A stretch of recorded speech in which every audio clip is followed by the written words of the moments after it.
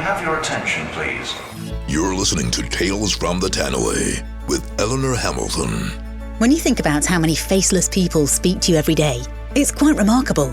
On an answer phone, on a station platform, on the radio, all these anonymous voices that we recognise but don't actually know belong to actual people. But who are they? You'll hear my voice on the London Underground. This is Covent Garden. While my husband Phil will tell you to Mind the gap. Sadly, Phil died from cancer in 2016, leaving me and his 2 little boys to make a life without him. But we still work together, and I hope that will never change. If you go back to episode 1, you'll hear our story. But in Tales from the Tannoy, we've learned that every voice you hear when you're out and about has a story to tell. Some are tragic, some have struggled with mental health, some have dealt with serious illness, and some have had a great life. So it turns out that even though we can sound a bit robotic at times, there's a heart and soul and story behind us all. In this episode, I'm going to talk to a mum and a daughter, and you'll definitely have heard them both before. You might hear Della here. You've contacted us outside of our office hours of 8 a.m. to 6 p.m. UK time. And her daughter Abi is heard all over the radio. Cash hits on Radio City. Together they have quite a tale to tell, but it's not going to be an easy listen. It is important though. So we'll start with Della. Can you give me a bit of background to your life and maybe talk a bit about who you are? I've had a different upbringing, I suppose, which is what makes me feel more European than English, although obviously I am British. But I was brought up in Germany. I went to 16 different schools, and then we went back to England, and I started my career in IBM. That was my first job, which I loved. But then my parents decided to move to Switzerland, and I went to visit them, and I just fell in love with the place. So I went back to England, packed up my life, moved out to Switzerland, and sort of tapped on their door and said, "I'm here." And had they not thrown away the key and run away? Yeah. Damn, she found us. They didn't answer for about an hour. So I ended up living with them for a bit and working at the United Nations in Geneva and met some incredible people. And then I ran away once again and I went travelling around Europe. And when I came back, I was only of the ripe old age of 21 and I met somebody. And my initial instinct wasn't a good one, but I kind of got chased. And eventually we started going out with each other, we started living with each other, and then I fell pregnant, as you do. I was 21 when he was born. Good old Matthew came along, who's now 34 years old. And very shortly after, when I went for my postnatal checkup, he said, "You might want to sit down for this." I said, "Is everything okay?" He said, yeah, everything's fine. But you're pregnant. I sort of went, yeah. He said, "No, you are. You're pregnant again." Oh, wow. So I sort of picked myself up off the floor, and I wasn't in the best marriage, and I ended up for the second time giving birth on my own because my first husband was complicated. And I immediately fell in love with Kelly. She was the easiest birth out of all 3, because I eventually had another one, who's been real trouble. We'll hear more about her later on. But I just immediately fell in love with Kelly. I mean, I immediately fell in love with Matthew, of course as well. Yeah. I should just put that one in. But I felt that she was sort of vulnerable. And my marriage was pretty awful. So in 1990, we came to England to live. And I was left on my own with 2 children. I was very good friends with my current husband. Right. I say my current because you never know. You never do. And he was my knight in shining armour, and he came along on his white horse, and he really took on Matthew and Kelly and me. But you know what? He was so loving and he was so caring, and Matthew and Kelly were 3 and 4. I mean, they were really young, and we never really saw or heard from their father again. So he just took them on. we sort of lived happily ever after for a bit, for the next 2 years. And then I found out I was having another baby. Actually, this was this was the one we planned. Okay. So that was it, yeah. So actually we started to lead at last a really happy life, and we ended up moving from a place in Thames Ditton where we lived, which we'd outgrown, and we moved to the countryside, and they went to a really lovely school, and we bought a beautiful house, did it up, and we were very, very happy. I had nearly died of meningitis in 2004, and I had been working in the corporate world and absolutely working all the hours under the sun. I loved my job, but you know when you've got targets and you've got 3 kids and you're racing around the country and it was just killing me, and I just got so worn out and worn down. So I've had it 3 times now, but the first time I nearly didn't make it. It was a real eye-opener for me. I just, as you know, when you're faced with death and you actually make it through, it changes every perspective in your bones. And I just thought, I'm not going to do this anymore. So I'm a researcher. And the 6 months that I was recuperating at home, I thought, I'm going to start my own business. And so I started up a sandwich business. And in a very short space of time, I made like 22 grand in my first 12 weeks. And I had 6 people working for me, and it was going really well. Yeah. I had a little jiffy truck that was going out and about, and I was doing all sorts of things. And I had sandwiches, fresh sandwiches. I had a sandwich buffet, and it was good. And I remember sitting in my jiffy truck with a big smile on my face and thinking, at last, life is good. I felt so happy. I had 3 beautiful children. I had a happy marriage, and I had my own business. I had people working for me. And then bang. 2 days later, I was getting up at 5 a.m, and I got a knock on the door. I was up because I was making all the sandwiches. And I opened the door thinking Kelly had lost her key or forgotten her key because she'd been out the day before and she'd gone to a party up at college. And I opened the door to find 2 men standing there. And I looked at them, and actually, even before I opened the door, I could see the shadows of 2 people. And I was a bit taken aback because it was 5 o'clock in the morning. And I just had this horrible sliding sensation in my stomach. Everything was telling me that something had happened and something wasn't right. So I opened the door, and these 2 people stood there and asked if they could come in, and showed me their IDs. And I started to shake, and we went into the kitchen. And a lot of it is quite cloudy. But they mentioned the word Kelly, and then they mentioned the word dead, and they mentioned the word car accident. And I just remember looking at him and saying, how dare you? I went completely mental. How dare you come in my fucking house and tell me there's no way something like that could happen. Not to us, no. It's not true. And of course, he's a lovely guy, actually. We know him now, but he's just a guy doing his job. I mean, Sean's had to do this before. He was a police officer. And I punched him full on. And then I started running around the kitchen. I was throwing things, I was kicking things. And he tried to calm me down. He said, is your husband here? So I said, yeah, he's asleep. He's upstairs. Anyway, it was as though you were outside watching yourself. Yes. Yeah. I was watching myself behaving like some strange woman running about, crying and screaming. And it was like it was just this bad dream. So I ran upstairs, I ran into the bedroom, and I didn't even wake him up properly. I just said, Sean, Kelly's dead. And that's the first thing that came out of my mouth. I just couldn't reprehend that all this was happening. Do you know what I mean? It was too bad. It was just too... And I ran out of the room and I ran downstairs. And then as Sean came out of the bedroom, he found Abi on the top of the landing.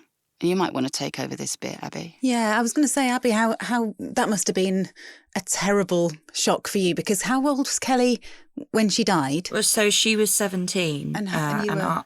I was 9. Right. But we were completely inseparable, which I think my experience of knowing people who have older siblings or have younger siblings, it's not that usual.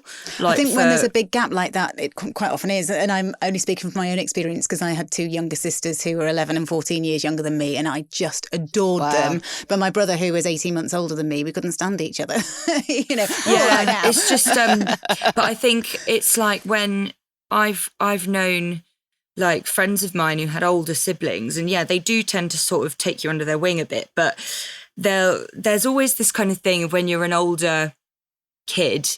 If you got your friends over and you're sort of 16 years old and your mates around, you don't really want your 8-year-old sister coming and spoiling your fun. But my sister was completely different. Like she used to invite her mates round. They'd think they were coming round for like a movie night with their friend, and her little sister would come in and pick the movie. And Kelly was always saying to me, she was like, oh, you can choose the film, Abby, what do you want to watch? And I always chose Lion King. And we put that on, and Kelly and I knew like every single word to the movie. Like we would recite the whole film to each other. We had little routines to all the songs. It was like completely like our thing. And she was just never embarrassed to have me around. Like she would just be like really proud to have me there, which was really nice. And we were like best friends really, but with a really large gap between us. Yeah. I think the thing with a big sister is that they can take on the role of a parent, do all the fun things that the parent hasn't got time to do, but they love you just as much. Yeah, and that was exactly it. And I was actually, growing up, I was actually quite scared of Mum. I think we all are. But, do you know, I don't know why, because Mum's like, she's wonderful. But it was like, I was always a bit of a daddy's girl growing up. And Mum and Kelly were really close. And where Matthew was living abroad, because he'd eventually gone off to find his real father, when he'd gone, I was still really close to Mum, but I had this sort of thing. It was like Dad and I and Kelly and Mum. That's how I remember it being. And then, so it was like, I absolutely adored Mum, but I always wanted like someone I could be a bit naughty and fun with. And that was always Kelly, or my dad. So when Kelly did, it's really odd because you go to say pass away, but it's like, it wasn't, because it's not, when someone passes away, that's like, it's got quite a sort of, it's almost gentle, isn't it? It's almost, it's like a sort of gentle sort of sound to it. Like it's like peaceful. Normally it sounds like you're talking about something you're expecting to happen, or someone who's older or something like that. But it's weird. I say pass away because it's gentler, but that's really not what happened to her at all. And I think she was absolutely just snatched from us, basically, stolen. And and quite often I've always felt very, very angry about it and struggled quite a lot with that. But yeah, when Mum had the knock on the door that morning, I was in bed sleeping, and I always slept with the door open because I was scared of the dark, and we had the landing light on. So I woke up, and again, a bit like Mum, some of it's very cloudy, but there are bits that I remember 100%. And I remember hearing these voices downstairs that I didn't know, these 2 male voices, and that I was a very lucky child. I had a very, very good upbringing. I had a really wonderful family. My only real trauma I'd ever experienced was my brother leaving home, which was really hard because I think he left when I was about 5, and that was quite difficult. But I'd had a very normal upbringing. I had very loving parents. They both had good jobs. I didn't have to worry about anything. I didn't have to want for anything. I always think about it now, and I think of like that I was I had this little cloud of happiness around my life. Do you know what I mean? It was like this little, and I think about it now, and it seems like it was all just a bit of a cruel dream of like, oh, life's so wonderful and nothing bad ever happens. And then when I was 9, I suddenly hit this very harsh reality that actually everything can go to shit in a matter of minutes, and and then everything's completely different and nothing's ever going to be the same again. And for a 9-year-old, I know your kids were about that age, weren't they, when you lost Phil? Yeah. And that's facing a reality like that when you're that young is really, you just want your mum to come over and say, oh no, it's fine, it's not actually real, like everything's okay. Yeah. And obviously that can't happen, and you have to instantly kind of grow up a bit and sort of think, well, how do I manage all of these emotions and all of this fear I've now got, and I don't even understand where it's coming from.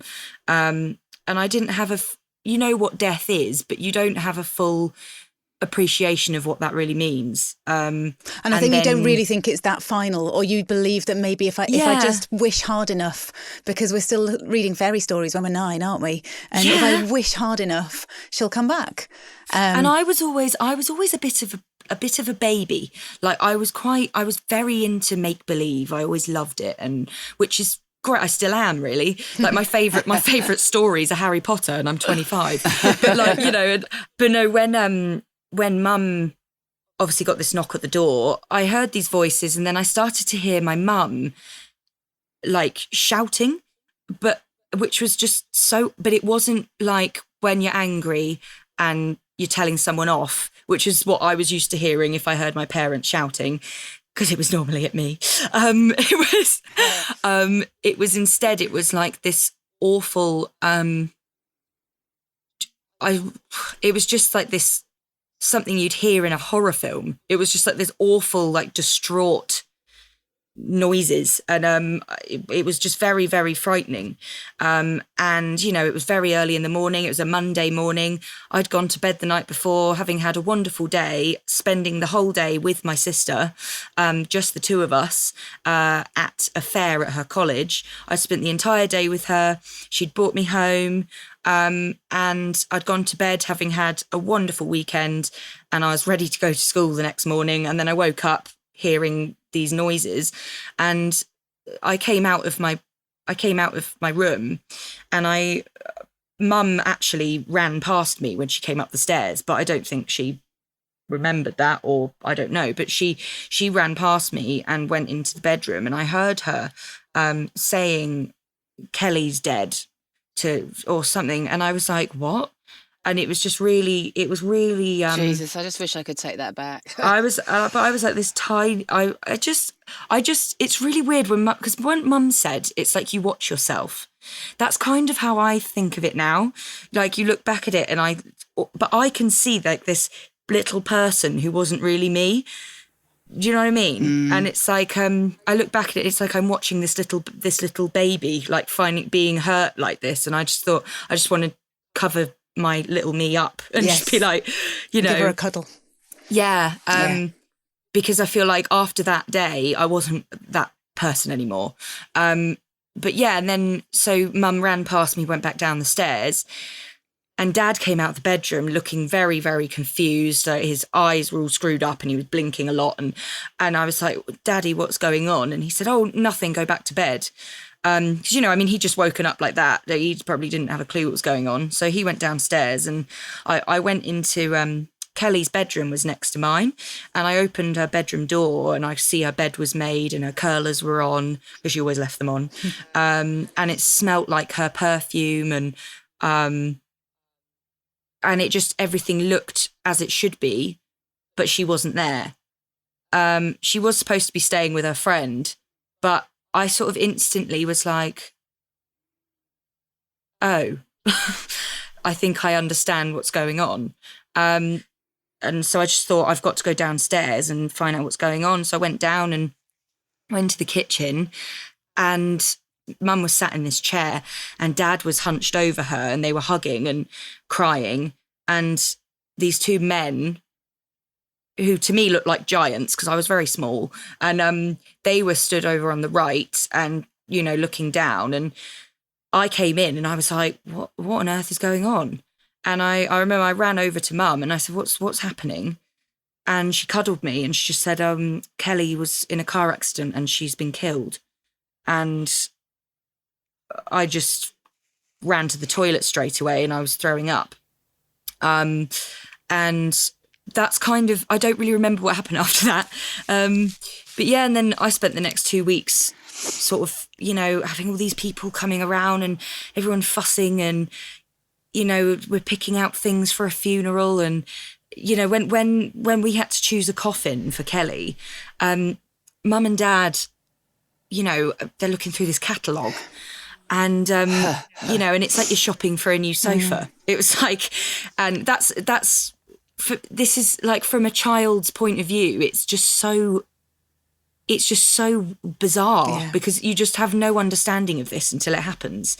And it's like, you know, I saw them looking at these wooden boxes and I was like, oh, well, why can't we get a pretty one? And I remember Mum being like, what do you mean? I said, well, you know, because my favourite Disney film was Snow White, apart from Lion King, obviously. And I said, well, can't we have a coffin like in Snow White with a glass top on it? And then we can all see how beautiful she is and sort of like say goodbye to her.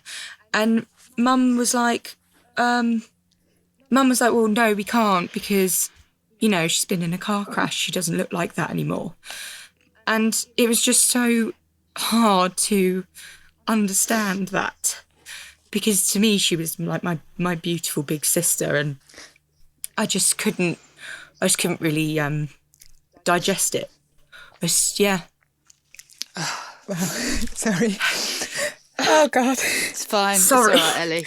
I think the thing is, I mean, I wanted to do that for Abi and I couldn't. You know, when the police left, actually they didn't leave, I don't know what I'm talking about. I phoned my best friend who came over straight away. She was here by 6 a.m. And she stayed with us and news had got out and suddenly people were knocking on our door. And they'd seen the police car outside the house and they started to come in and Abi got shoved into a room with this woman who came round with her son to go and watch telly, you know, and I wasn't in control of it. And like, I've just found out my sister's died and I'm being pushed into another room. Yeah. It was literally, by this time, it was like 8:30, 9 in the morning and they'd all done the school run and they'd all had a gossip in the car park and so people started turning up at the door. But I wanted my friend Hilly to be here and she did. She came and she was unbelievable. And sorry. That's okay. The police officer said, I'm going to take you to the site, the crash site, if you want to go. I had to see where it had happened, but he said, I really don't think you should come and identify her. I mean, this guy, he was first on scene. He'd spent 5 hours where they were trying to extract the bodies out of the car, because basically what happened is she was at this party and this boy that she'd been flirting with and maybe had a little bit of a fling with, who I knew nothing about, didn't even know who he was, he had failed his driving test, but he was a boarder at the college and Kelly wasn't. She was a day student. So that day, they'd had this fair where Abi was, and then she brought Abi home, went back, and they were sitting in his friend's car talking. But he then decided to drive around the campus, which is private land, so it's not actually illegal, even if you haven't got a licence. And there was somebody in the back seat as well. And then for some reason, he drove down the driveway to the main road, which was the main road. And so he had no insurance, no licence, etc. And the boy in the back got out of the car. Now, I have problems with this in so many ways because Kelly had got a licence. I don't know if she was, because she was quite gullible, whether maybe he told her, it's okay, you've passed your test. I'm a learner. I can drive. It's not a problem. So he left and he drove at speed, and we've seen the video footage, the CCTV footage. He drove down to the Shell garage, which is about a mile down the road, got out, bought something, got back in the car, and then drove at 80 miles an hour in a 40. Now, he was in a little Peugeot 106 car, bearing in mind he hadn't passed his test, he didn't have a lot of experience. And there was a bend in the road, but it was a double bend, double apex. So as he turned the wheel, this little car with skinny wheels obviously went out of control. And it hit a tree, a massive tree. Mm-hmm. So Kelly took impact first. So she was in the passenger seat and it rolled up the tree and then into the ditch down below, and they were both killed instantly. Mm. So when this police officer got there, you can imagine that awful carnage and how horrendous that was for him and subsequent people. We were, at this time, we were oblivious, we were asleep in bed. When it happened at 11 o'clock, we were hosting a dinner party. So when we were sitting drinking our wine and having fun with our friends, our daughter was dead in a ditch and we had no idea. And I have this horrendous nightmare recurring time and time again of her calling out to me. Sorry. It's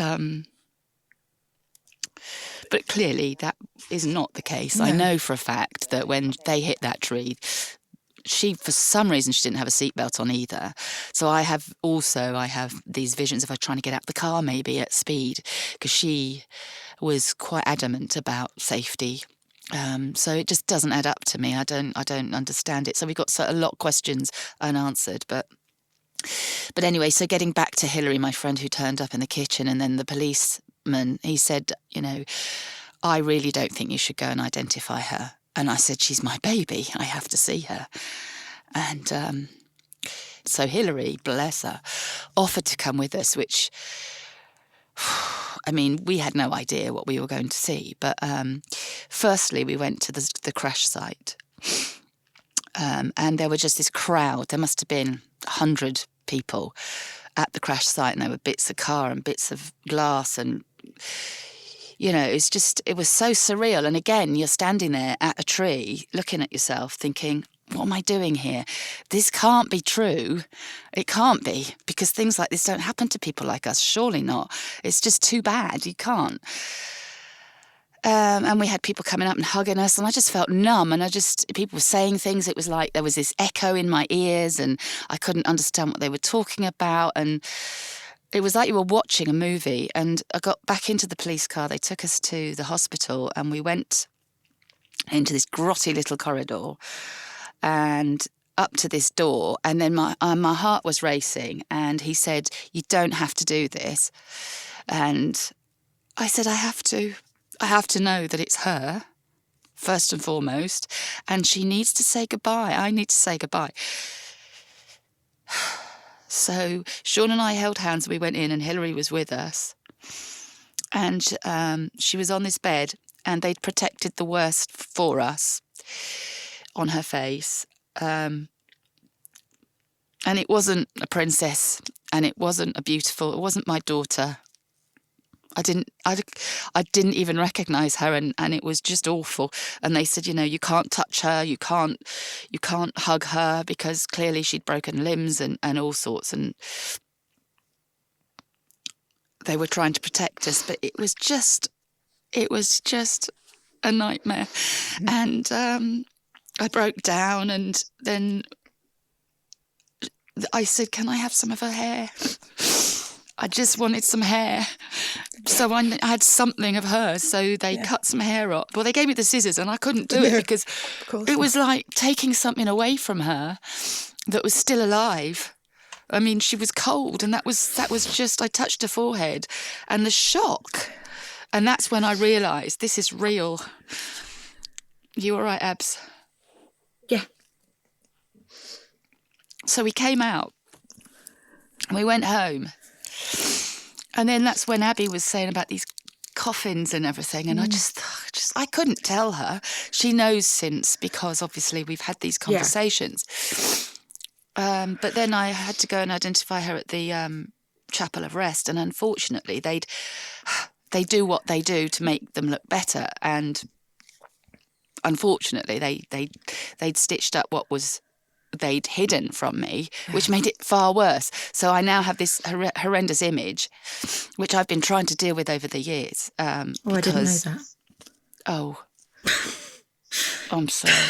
It's okay. Sorry, Abby. Are you okay? Oh, Abby. Yeah, no, I just didn't know that. Yeah, it was awful because I remember standing in the far corner of the room with Hilary and saying, if you stand over here and you look that way, you can just about tell it's her, you know, and it's horrendous. Anyway. And then the hustle and the bustle and everybody descends upon you and you're making tea and you're smiling and you're laughing and you're joking and you're pretending that you're fine. And then suddenly Sean said, everybody out, go away. So everyone left. And then you're left with, like Abby said, you know, the aftermath of that and dealing with favourite songs and photos and all these things that you've got to be strong. And we had a week to get ready. So she died unfortunately, the worst thing about all of this is that she died on Matthew's 19th birthday and he was away in Paris celebrating his birthday. Wow.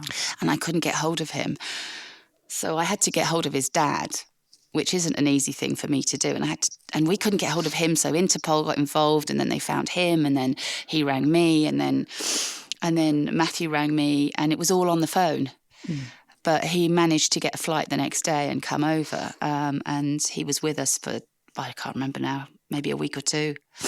So we went through the motions, which you know very well, where, you know, you've got to do things that you never thought you'd ever have to do in your life. And, you know, it's a very strange time. Yeah. Wow. Yeah. Sorry, it's all a bit. No. And it is funny because when you and Abby have both said, oh, you know very well, or the boys know well because they were a similar age and stuff. It isn't the same. It's not the same for me to have lost a husband as it is to lose a child. And I know that there's no hierarchy of grief. There should never be. Everybody's grief is very different from everybody else's.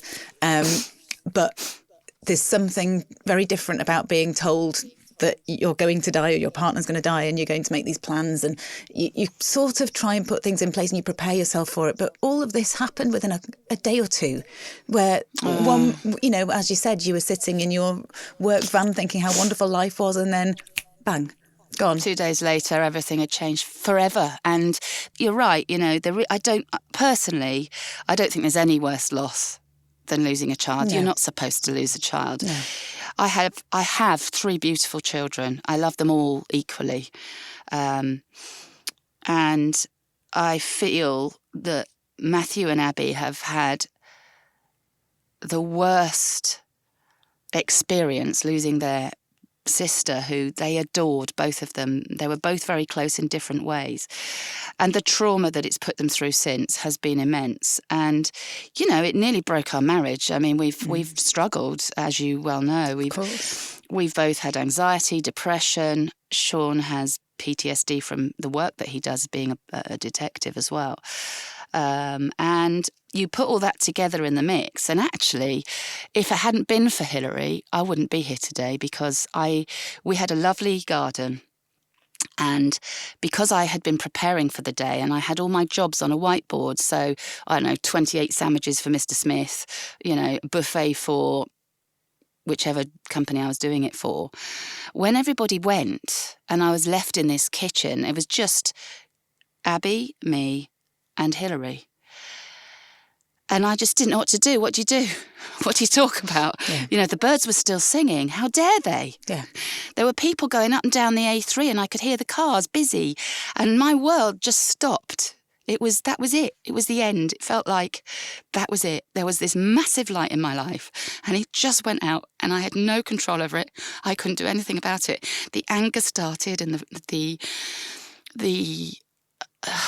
emotions that I've never felt in my life of absolute emptiness. I still have those butterflies in me now.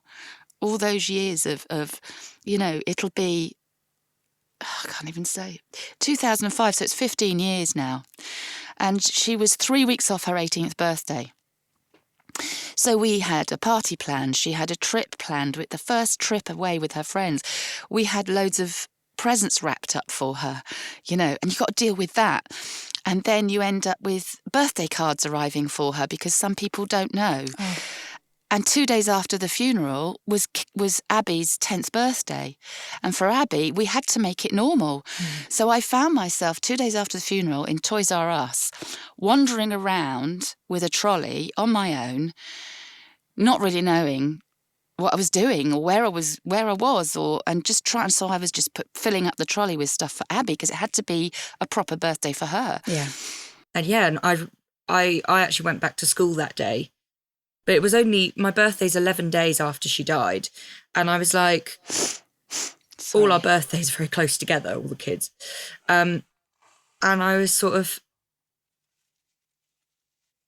because it was like this horrible, weird nightmare, I didn't have anything normal at home. Because all I was doing every day while mum and dad were organising things and sort of like, obviously there's a lot when you're that young you can't do, and you can't be there while they talk about certain things because it's not right. And, you know, I picked a song and I picked a poem that I was going to read at a funeral and all these things. But I was mostly sort of on the computer playing games because I just didn't really know what to do with myself. So when I went back to school that day, it was on my birthday that I went back. One of my friends, my best friend, Lauren, she knew Kelly really well, and Kelly absolutely adored her. And she used to come round and play with me all the time, and Kelly would sit and do our hair for us and all of this. And she came up to me as soon as I got there and gave me a big hug. And she was like, right, come on, like, it's your birthday. We're going to... And, you know, she's like this 10-year-old girl, and she just was incredible. And I'm so grateful for that because she made it all feel like it's awful, but, you know, I'm still here for you, and we can still play, and we can still do nice things, and we can still be children. And like, that's all I really needed. And it was lovely. And she came round to my house and so did my other friend, Sophie. They both came round after school. And I had a picnic in the garden, and loads of our family and friends came over. And I remember I was sat on this mat, and there were just piles of presents around me.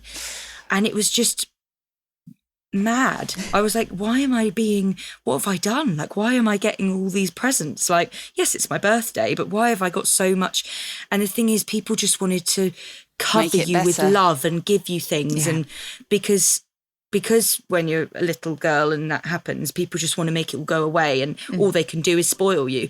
And, you know, it was the weirdest birthday in the world, but, you know, not as weird as Matthew's. No. And he every single year I find my birthday hard. Yeah. And I think his birthday being the day his sister died, I can't, it happened to us too, but...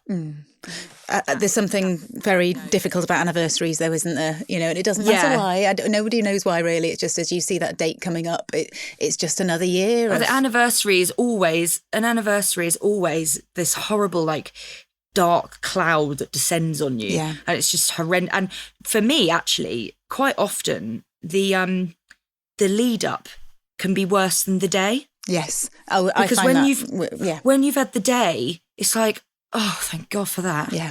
Like, oh, I've survived it kind of thing. But the whole lead up, you're thinking, what was I doing before it happened? And what was and how would I have been feeling then? And blah, blah, and, you know, and you think, and actually what I struggle with the most is thinking about what a normal little child I was, as I said earlier, this normal little child who had no idea.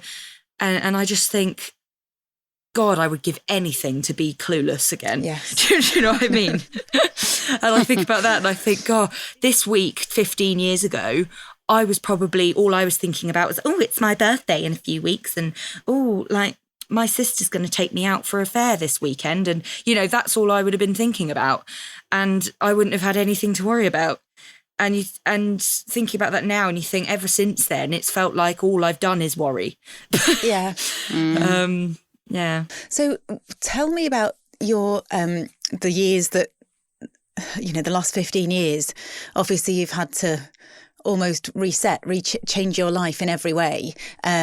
And one of the things that you've done to try to make something good happen, even though nobody wants anything good to come out of something so shit, but you've actually started campaigning for road safety, both of you. Yeah. Can you tell me how that came about? I mean, obviously I understand why it came about, but how did you get involved, and has it helped with the healing process in any way? Well, when Kelly was at college, she came home one day and said that she'd been to see this show.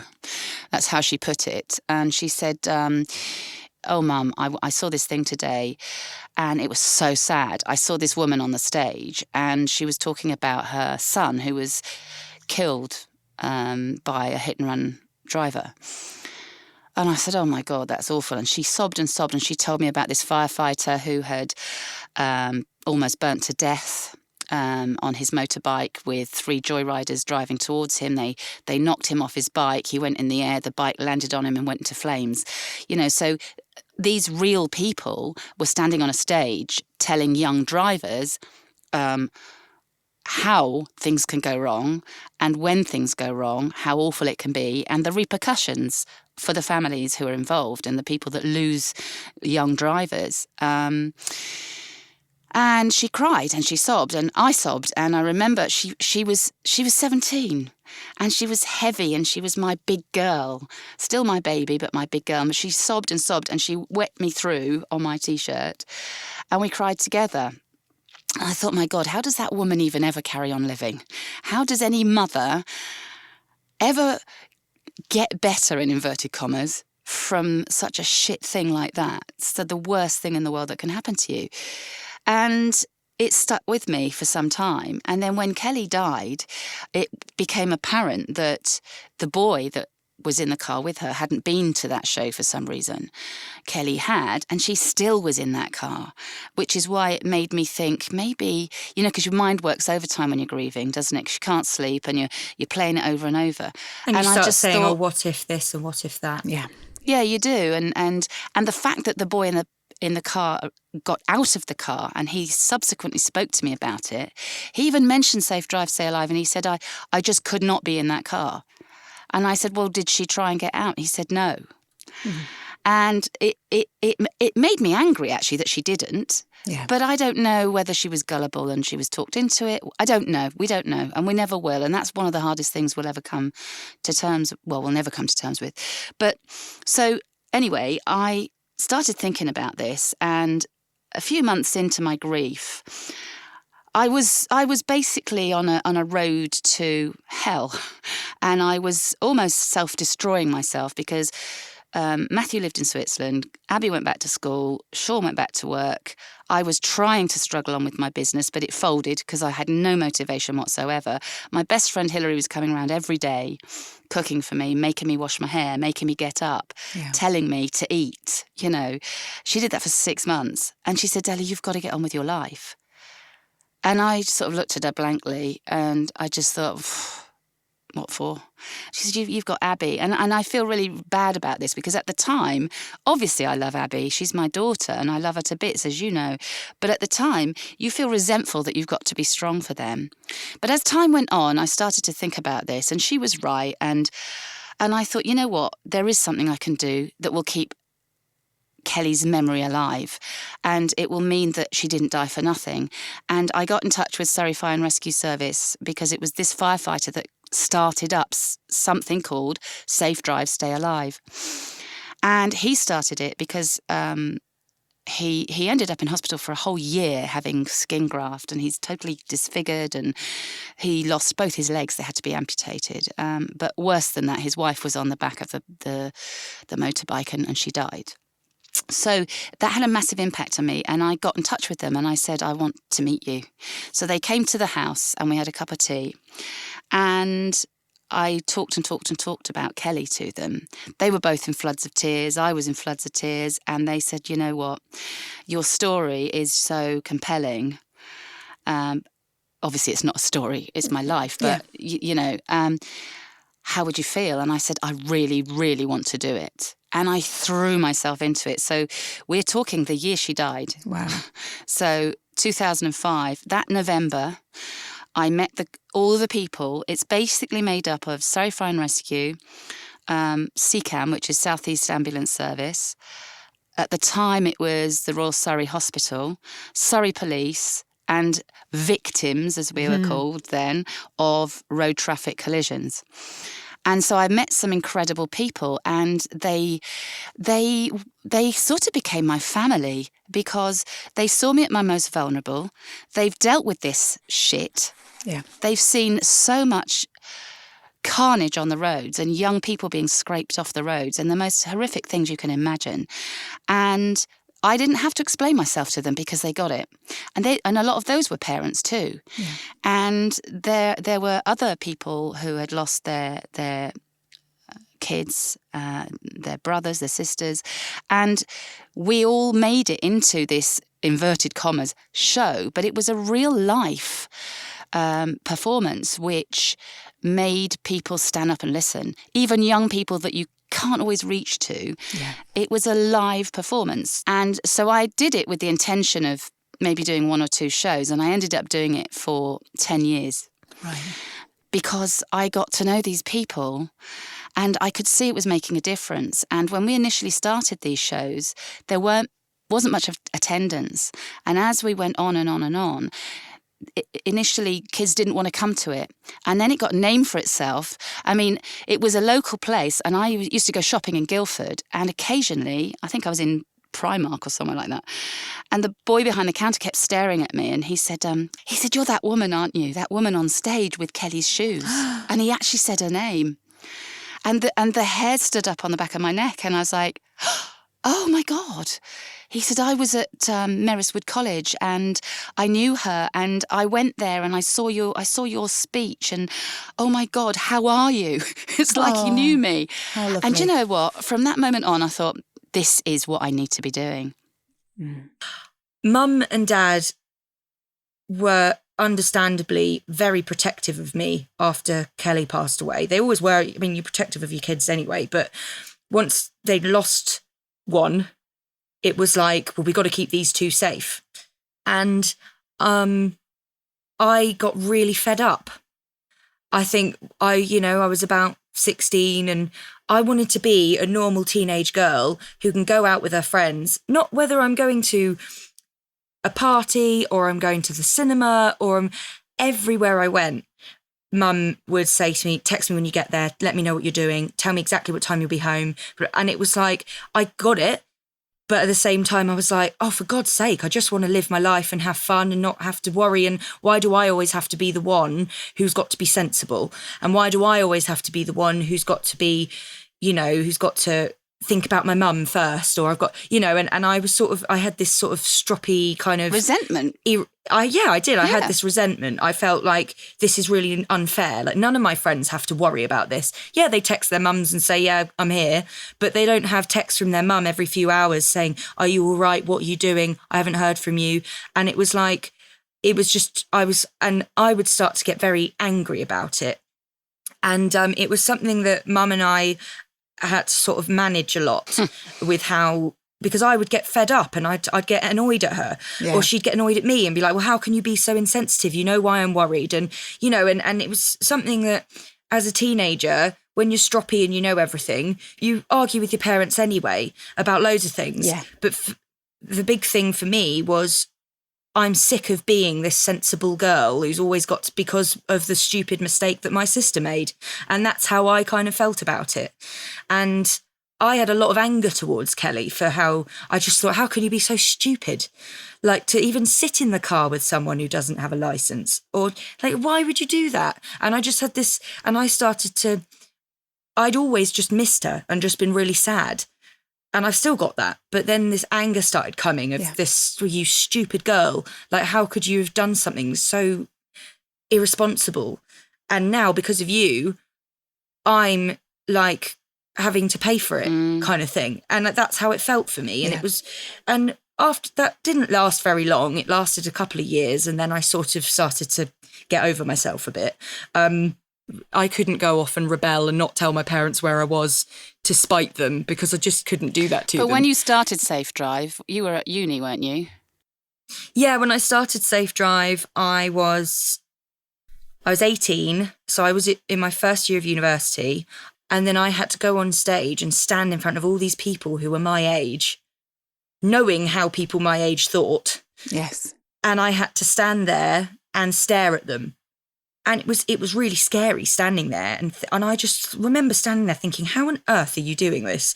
To Mum, like her standing next to me, talking about it so openly and having all these people listen to her. I just couldn't.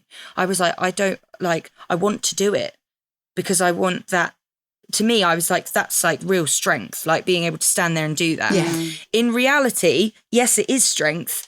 But to be honest, there's something about it that's actually, there's like this almost for yourself, you feel like you need to do it as well. Yeah. I actually started to, as I was stood there, all this anger started to come out on stage. And I started to feel like, actually, you sit there and you listen to me because I know.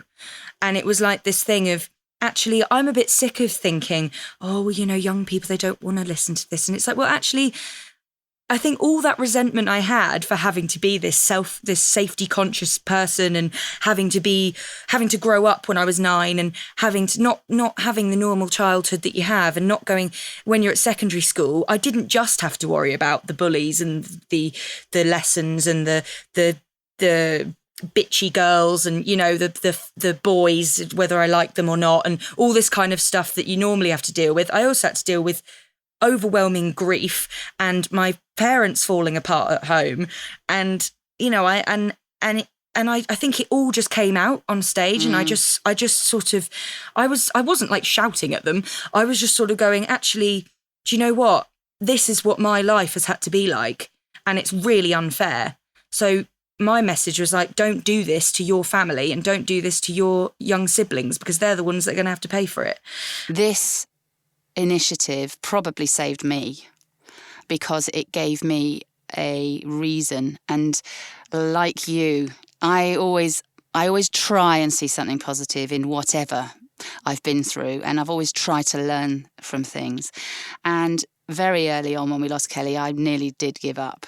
But when I channeled my energy into this, I felt stronger because people were being reminded that Kelly was just this girl, just my daughter who was going to college and ended up getting killed in a car crash because of the stupid boy that was, and it happens, and you see it, everyone sees it, everyone. And I know that, I remember when I first met you, Ellie, and I remember you coming up to me and hugging me and saying, you've made me think about my driving, and you've made me think about when I'm driving a car, because you don't, and I think to be able to use that experience, no matter how horrific our experience has been, and it has been, and it still is, it still continues, we are never going to get over it. We are never going to move on. We adapt our lives. But, we're here now, and if Kelly was here, I know that she would be very, very proud of both of us.